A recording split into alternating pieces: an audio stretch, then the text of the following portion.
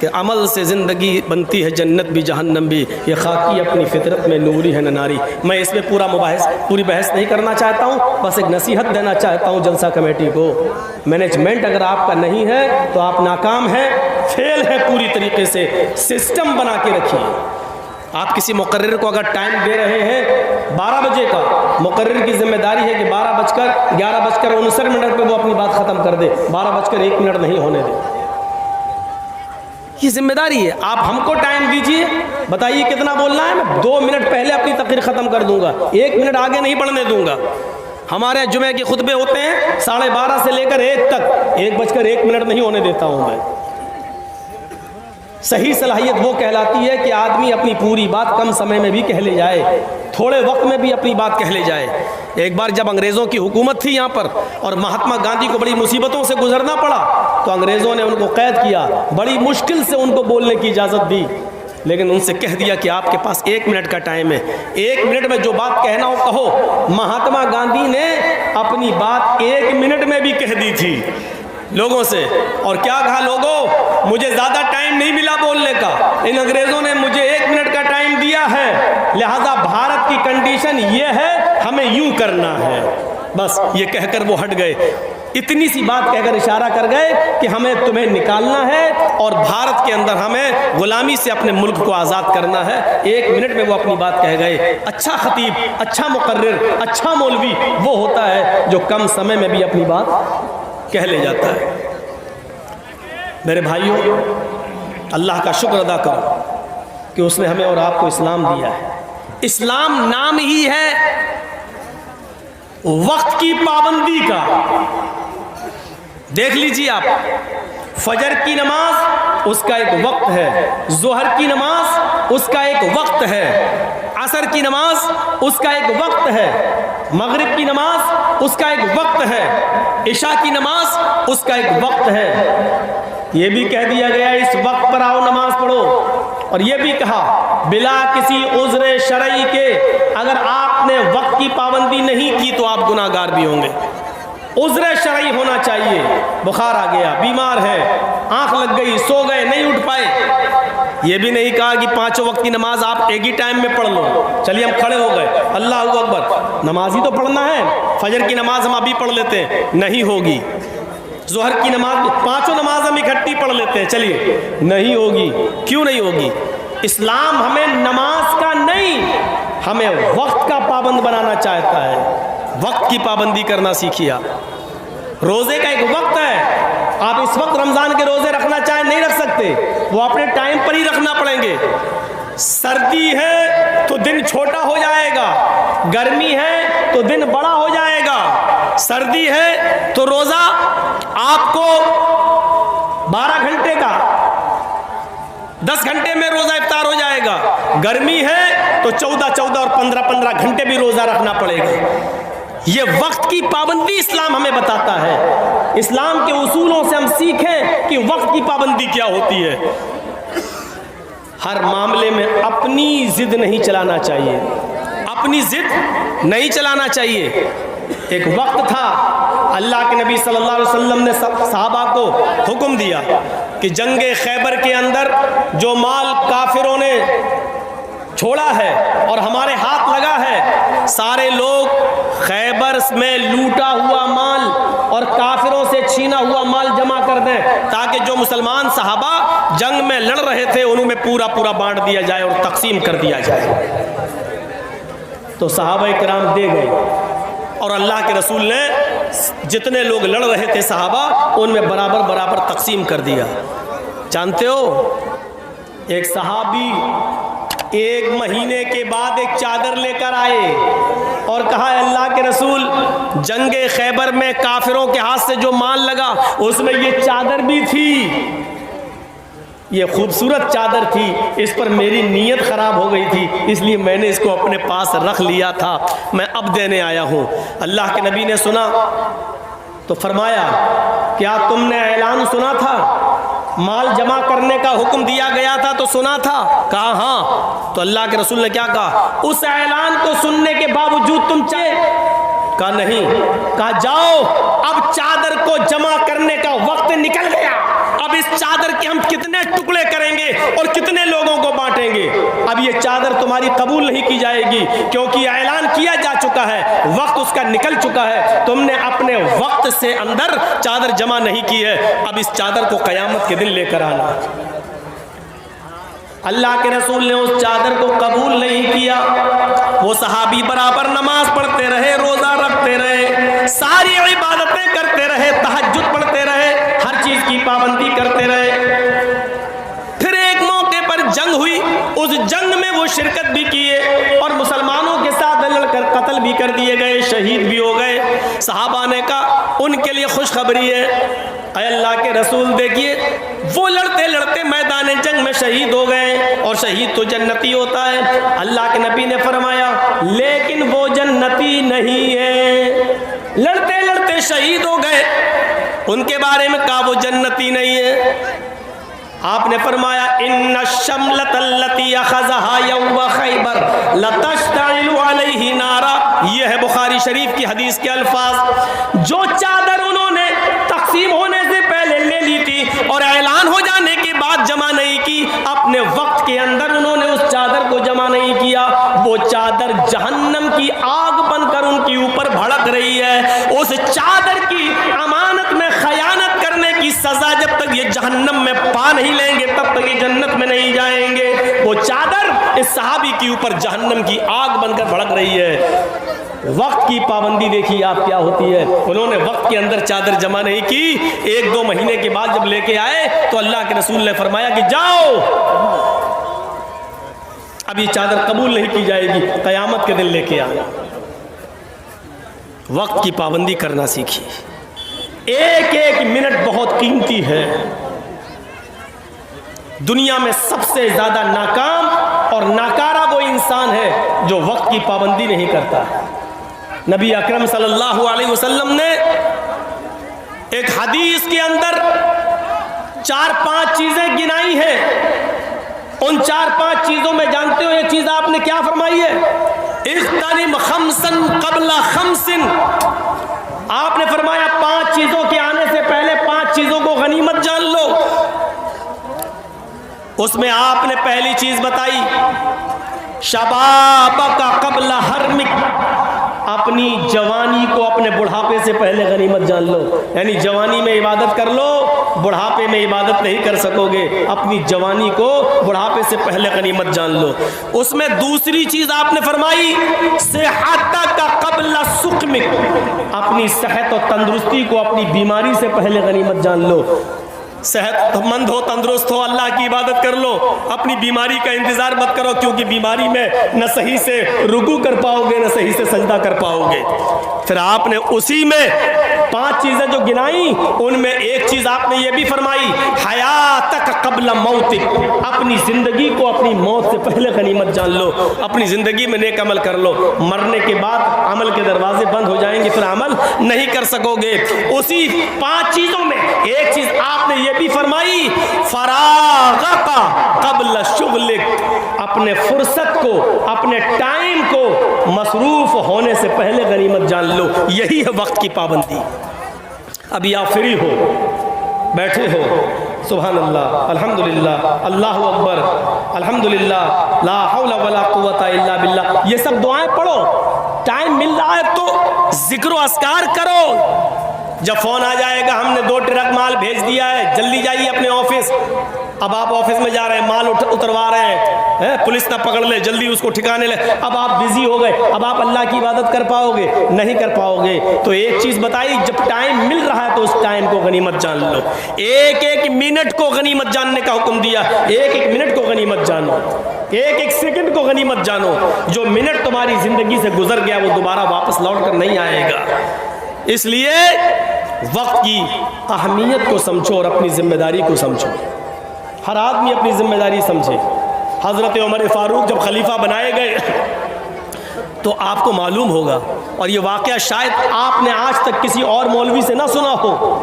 हज़रत उमर फारूक जब खलीफा बनाए गए तो उनके ज़माने में एक ऊँट जो बैतुल माल में था, मुसलमानों की अमानत थी, किसी तरीके से रस्सी तोड़ने में कामयाब हो गया और भाग गया। खबर दी गई हजरत उमर को, वो सोए हुए थे दोपहर में, खबर दी गई एक ऊंट भाग गया। ओफो, यहां विजय माल्या भाग जाता है, ललित मोदी भाग जाता है, चौकीदार के नाक के नीचे से भाग जाता है। हजरत उमर फारूक को खबर दी गई एक ऊंट बैतुल माल से गायब हो गया, भाग गया है। हजरत उमर को पता चला कि एक ऊंट, या अल्लाह, मैं क़यामत के दिन अल्लाह को क्या जवाब दूंगा, मैं अमीरुल मोमिनीन हूं। उठे और चप्पल भी नहीं पहनी उन्होंने, नंगे पैर भागे। अरब का रेगिस्तानी इलाका, ऊंट तलाश कर रहे हैं, पैरों में चप्पल नहीं है, जमीन गर्म है। हजरत उस्मान गनी अपने घर की छत पर खड़े हैं, देखते हैं कि दूर से एक आदमी नंगे पैर भागता चला जा रहा है। दिल ही दिल में सोचते हैं कितना बड़ा बेवकूफ आदमी है, इतनी कड़ी धूप में नंगे पैर ये भाग रहा है, पता नहीं ये कहां जा रहा है, इसको थोड़ा सा आराम कर लेना चाहिए था। ये गर्म जमीन पर नंगे पैर क्यों भाग रहा है, ये बेवकूफ आदमी है, इतनी सख्त धूप में ये कहां भाग रहा, पसीना पसीना। जब हजरत उमर करीब से गुजरे तो उस्मान गनी पहचान गए कि ये तो हजरत उमर है। कहने लगे, अमीरुल मोमिनीन, इतनी कड़ी धूप में आप कहां भाग रहे हैं, कहां जा रहे हैं? फरमाया, है उस्मान, बैतुल माल का एक ऊंट गायब हो गया है, वो आगे आगे भाग रहा है, मुझे उस ऊंट को पकड़ के बैतुल माल में जमा करना है। अगर आज वो गायब हो गया तो क़यामत के दिन मैं अल्लाह को क्या जवाब दूंगा? हजरत उस्मान ने कहा, इधर आओ, हमारे घर में हमारे बहुत से नौकर हैं, बहुत से गुलाम हैं, मैं इनको भेज देता हूँ, ये ऊंट पकड़ कर आपके बैतुल माल में जमा कर देंगे। आप आइए और पानी पीजिए, नंगे पैर हैं आप। हजरत उमर ने जो जवाब दिया, मदरसे के जिम्मेदारों सुनो, जलसे के जिम्मेदारों सुनो, तुम्हें अभी एक एक पैसे का हिसाब देना है, मदरसे का, जलसे का, एक एक रुपए का हिसाब तुम्हें भी देना है। अगर कोई मांगे तो मना नहीं करना चाहिए। हजरत उस्मान गनी ने जब कहा, आओ ठंडा पानी पी लो, बैठो, मैं अपने गुलामों को भेज देता हूँ, वो ऊंट पकड़ के तुम्हारे बैतुल माल में जमा कर देंगे। हजरत उमर जवाब देते हैं, उस्मान, तेरा पानी तुझे मुबारक हो, तेरे घर की छत की का साया तुझे मुबारक हो। अमीरुल मोमिनीन मैं हूं, तुम नहीं। अगर ऊंट गायब हो गया तो कयामत के दिन सवाल मुझसे होगा, तुमसे नहीं, क्योंकि जिम्मेदार मैं हूं, तुम नहीं। ये कहकर वो आगे बढ़े और उस ऊंट को जब तक पकड़ नहीं लिया और बैतुल माल में जमा नहीं कर दिया, तब तक उनको नींद नहीं आई। जब बैतुल माल में उस ऊंट को लाए तो बैतुल माल के जिम्मेदारों से पूछा, ये ऊंट कैसे भाग गया? तुमने निगरानी नहीं की, रस्सी तोड़ने में कामयाब कैसे हो गया? तो एक साहब ने बताया, अमीरुल मोमिनीन, इस ऊंट की लेटरीन के रास्ते में जख्म हो गया है। दुम उठाया, देखा तो उसमें घाव है, जख्म है और उसकी लेटरीन के रास्ते से ब्लड निकल रहा था। हजरत उमर से जब बैठता है तो इसको दर्द और तकलीफ होती है, इसलिए तकलीफ के अंदर इसने ताकत लगाई और रस्सी को तोड़ने में कामयाब हो गया। हजरत उमर ने कहा, इस ऊंट की लेटरीन के रास्ते में इतना बड़ा जख्म है, ये ऊंट इतना जख्मी हो गया है और अभी तक उसका कोई ख्याल नहीं रखा गया है। हम अमीरुल मोमिनीन लोगों के भी के ही नहीं है, जानवरों पर भी रहम करना हमारे नबी जनाब मोहम्मद रसूलुल्लाह ने हमें बताया है। फिर उन्होंने हकीमों से पूछा कि कौन सी जड़ी बूटी जंगल से लाई जाए और उसको पीस कर लगाया जाए।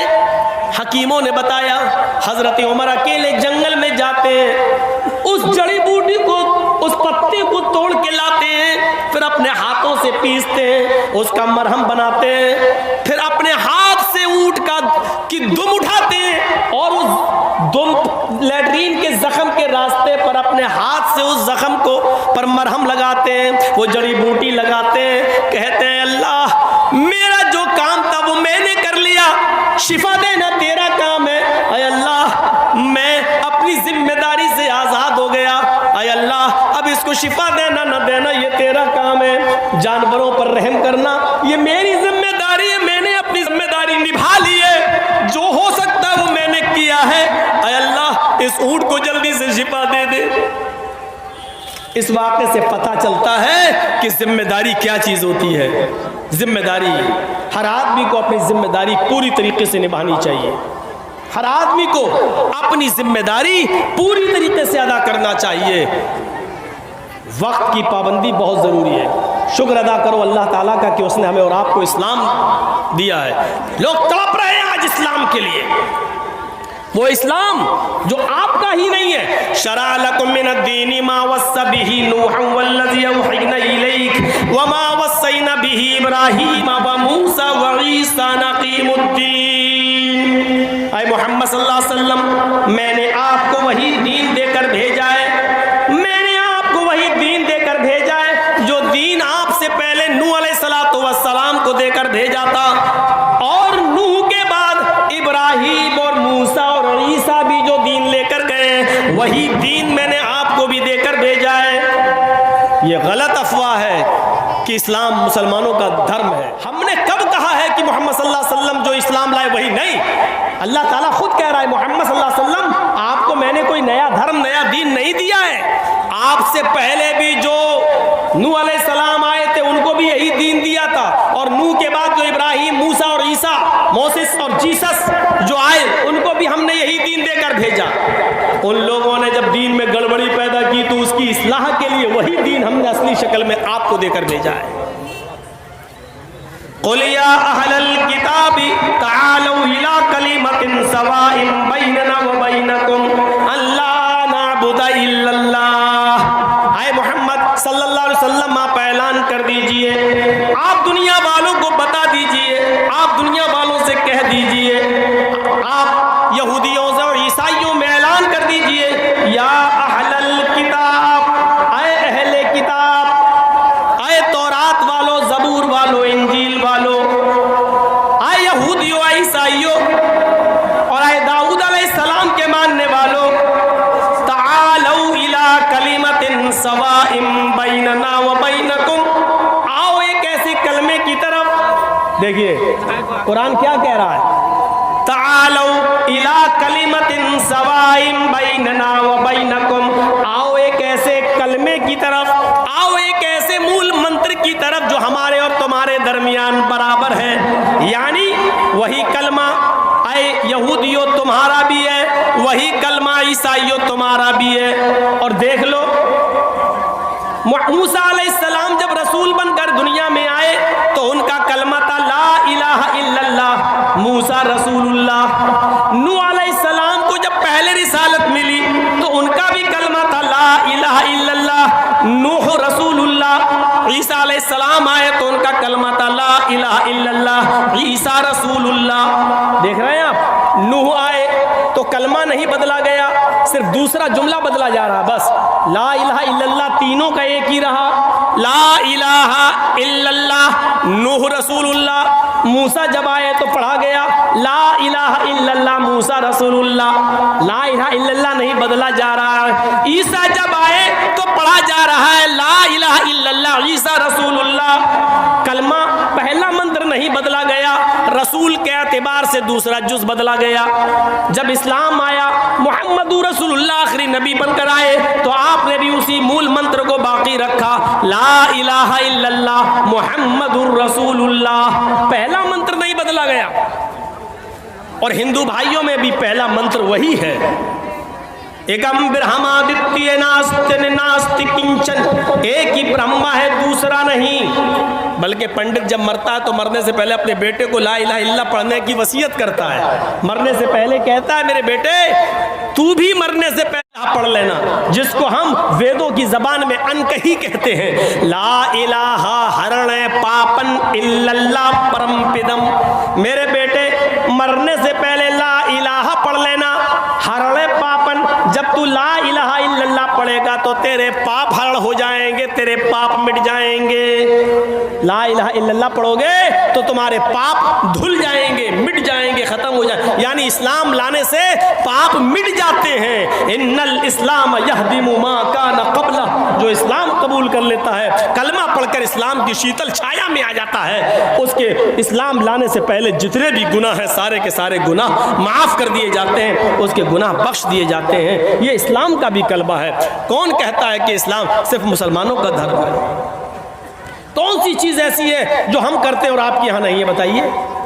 हम कलमा पढ़ते हैं, आप भी ब्रह्म सूत्र पढ़ते हैं, हम ला इलाहा इल्लल्लाह पढ़ते हैं, आपके यहाँ पर भी ला इलाहा इल्लल्लाह है। ला इलाहा हरणे पापन इल्लल्लाह परम पिदम, ये क्या है? एकम ब्रह्मा द्वितीय नास्ते नास्ते किंचन, ये क्या है? हम नमाज पढ़ते हैं, आपके यहाँ पर भी साष्टांग है। 8 अंगों को ज़मीन पर रखो, 8 अंगों को ज़मीन पर रखो, यानी नाक और माथा 2, 2 हाथ 4, दोनों घुटने 6 और दोनों पैर 8, यानी सजदा करो। हमारे यहाँ नमाज है तो आपके यहाँ साष्टांग है, यानी सजदे का जिक्र आपके यहाँ पर भी है। बल्कि कृष्ण जी ने अर्जुन को 5 वक्त की नमाज पढ़ने का हुक्म भी दिया श्रीमद् भागवत गीता के अध्याय 6 मंत्र नंबर 10 में। योगी युज्जित सततमात्मानं रासि स्थिता एकाकी अच्युतात्म निराशीर परिग्रह। जब तुम ईश्वर की पूजा करने खड़े हो तो पूरे शरीर का योग कर लो, पूरे शरीर की एक्सरसाइज कर लो।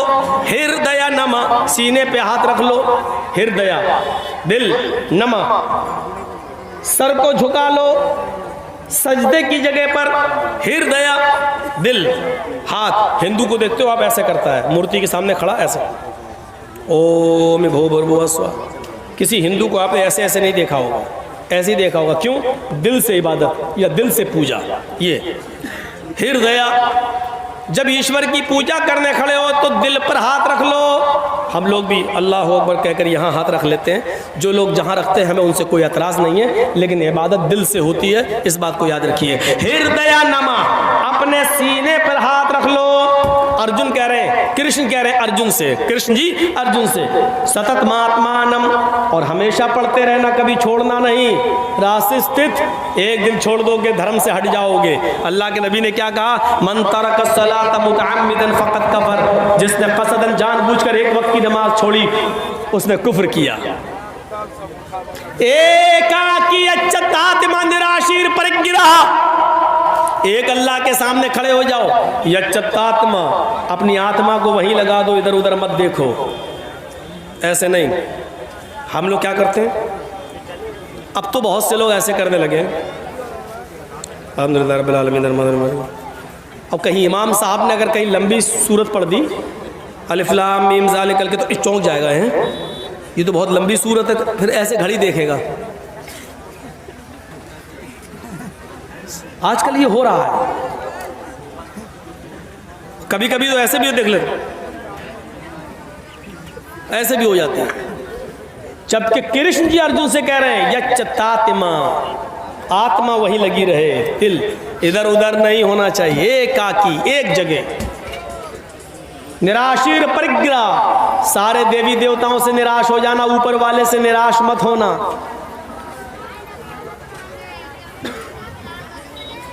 महीदेवस्य सवितु परिष्टुति वसुर्दयमाना नय सुपथराय अस्मान, और उसमें ये मंत्र पढ़ना, महीदेवस्य सवितु परिष्टुति, मही मनी महान है हमारा देवता, देवस्य हमारा देवता, मही देवस महान है हमारा देवता, सवितु जिसके लिए सारी की सारी परिष्टुति तारीफ प्रशंसा है, महान है हमारा वो देवता जिसके लिए सारी की सारी प्रशंसा सारी की सारी तारीफ है। हम लोग क्या पढ़ते हैं? अल्हम्दुलिल्लाहि रब्बिल आलमीन, तमाम तारीफें उस अल्लाह के लिए हैं जो दोनों जहान का रब है।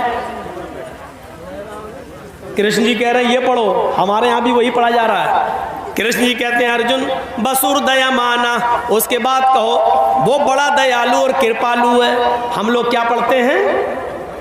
अर्रहमान अर्रहीम, वो बड़ा ही मेहरबान इंतहाई रहम करने वाला है। कृष्ण जी कहते हैं पढ़ो नए सुपथा राय आसमान, सुंदर पथ मानी रास्ता, राय मानी चलाना, हमको हमारे लाभ हमारे फायदे के लिए छुपा था सुंदर रास्ते पर चला, हमको हमारे लाभ के लिए, फायदे के लिए अच्छे रास्ते पे चला। हम और आप क्या पढ़ते हैं? इहदिना सिरातल मुस्तकीम, ऐ अल्लाह हमको सिराते मुस्तकीम पर, सीधे रास्ते पर चला। कृष्ण जी के जो कह रहे हैं वही हमारे नबी ने भी कहा है। इसीलिए मैं कहता हूं कि हिंदू मुस्लिम की राजनीति करने वाले अगर अपनी किताबें पढ़ लें तो कभी इस्लाम से नफरत नहीं करेंगे, मुसलमानों से नफरत नहीं करेंगे। उनके बस में नहीं है नफरत करना। अगर वो किताबें पढ़ लें, जैसे हम इस्लाम पढ़ने के बाद और हिंदू धर्म की किताबें पढ़ने के बाद फर्क नहीं कर सकते, क्योंकि हमारा कुरान कहता है एक मनुष्य को, एक नफ्स को अगर किसी ने कत्ल कर दिया तो वो पूरी दुनिया का कातिल है। मन कतल नफ्सन बिगैरि नफ्सिन औ फसादिन फकअन्नमा कतलन नास जमिया। किसी एक मनुष्य को, चाहे वो हिंदू हो या मुसलमान, सिख हो या ईसाई, किसी भी धर्म का, किसी भी जाति का, किसी भी मजहब का मानने वाला हो, अगर आपने किसी को कत्ल कर दिया तो एक इंसान को कत्ल नहीं किया, पूरी दुनिया की इंसानियत को कत्ल कर दिया। पूरे मानवता का, पूरी इंसानियत के आप कातिल हैं, एक को नहीं मारा है आपने। कुरान सारी दुनिया के इंसानों को एक परिवार से देखता है, एक खानदान से तशबीह देता है। या अय्युहन्नास इन्ना खलकनाकुम मिन ज़करिन व उन्सा वजअलनाकुम शुऊबन व क़बाइल लितअरफू। हाय सारी दुनिया के इंसानों, तुम आपस में भाई भाई हो इसलिए कि तुम्हारा बाप एक है, तुम्हारी माँ एक है। तुम एक बाप आदम से और एक माँ हव्वा से पैदा किए गए हो। जब तुम्हारा बाप एक, तुम्हारी माँ एक, तो तुम सब आपस में भाई भाई हो। खानदान तुम्हारा एक है, तुम एक परिवार की तरह हो। दीजिए, कुरान हम सबको एक खानदान से, एक परिवार से जोड़ रहा है और कह रहा है कि तुम सब आपस में एक दूसरे के भाई हो, तुम सब आपस में एक दूसरे, एक ही माँ और एक ही बाप के बेटे हो। इतनी बड़ी इंसानियत का सबक मेरे भाइयों दुनिया के किसी मजहब के अंदर नहीं मिलेगा। हाँ, लेकिन कुरान और हदीस के कानून को हमें फॉलो कर